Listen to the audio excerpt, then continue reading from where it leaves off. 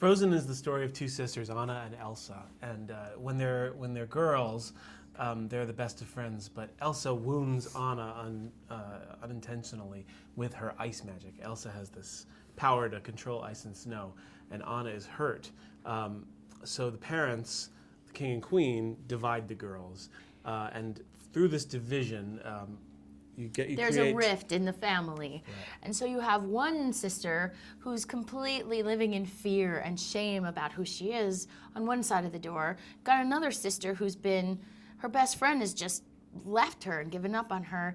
And so she's longing to connect. And really, you've got, it's two sisters, one who lives in fear, one who lives in love, and the power of love to help build that rift again. So you wrote 8 songs for the film. Can you describe your process for writing those songs? We wrote 8 songs and 1 reprise for the film, and our process basically starts with talking every single day for 18 months. We had a conference call from 12 to 2, and we would just with the filmmakers, with Jennifer Lee and Chris Buck. And we would just talk about who is Anna, what does she want, who is Elsa, why does she do what she does, who do they need to interact with for their journeys to happen.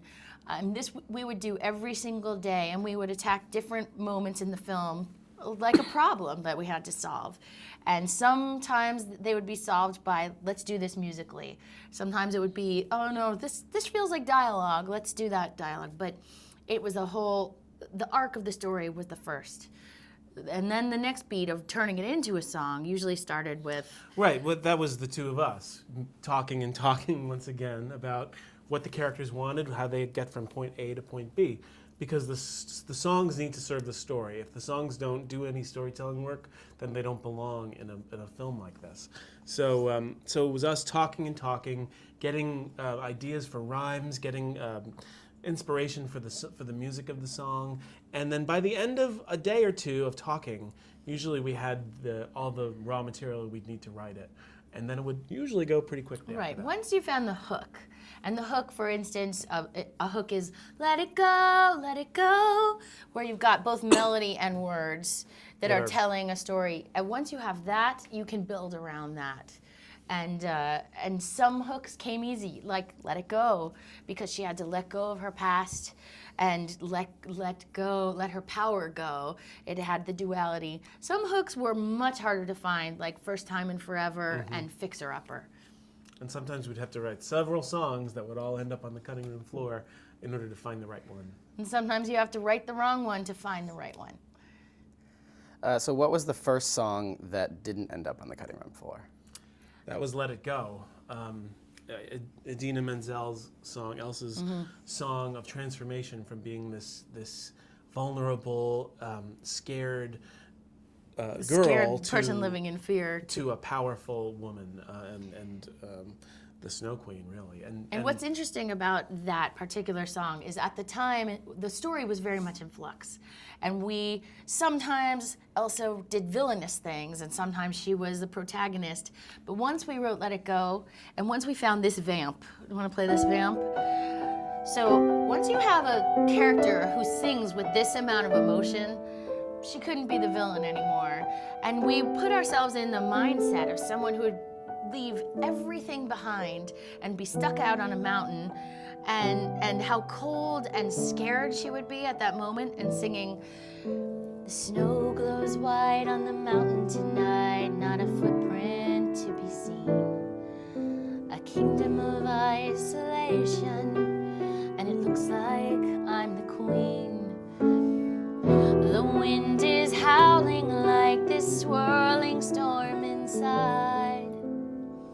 Couldn't keep it in, heaven knows I tried.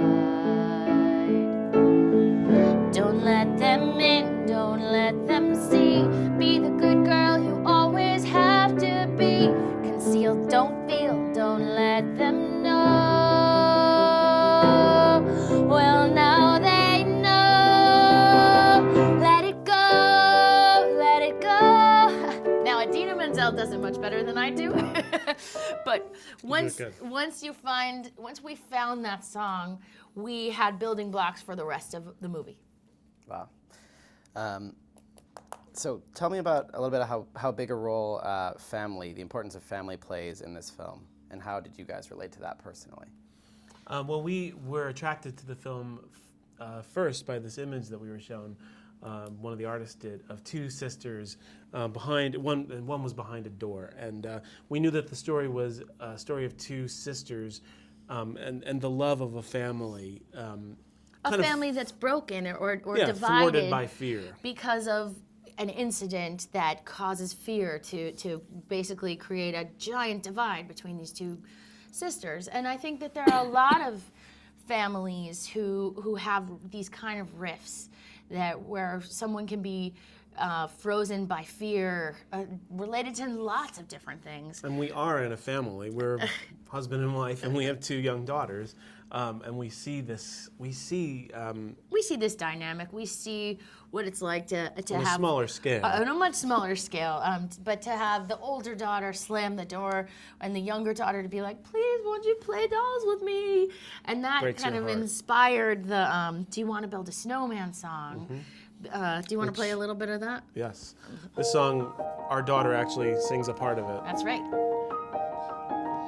Do you want to build a snowman? Come on, let's go and play. I never see you anymore. Come out the door. It's like you're gone away. We used to be best buddies, and now we're not. I wish you would tell me why. Do you want to build a snowman? She goes through the door. It doesn't have to be a snowman. Okay, bye. And you can hear Elsa's fear motif right in there that Christoph Beck actually used throughout the score to talk about this divide and this isolation that Elsa is living in.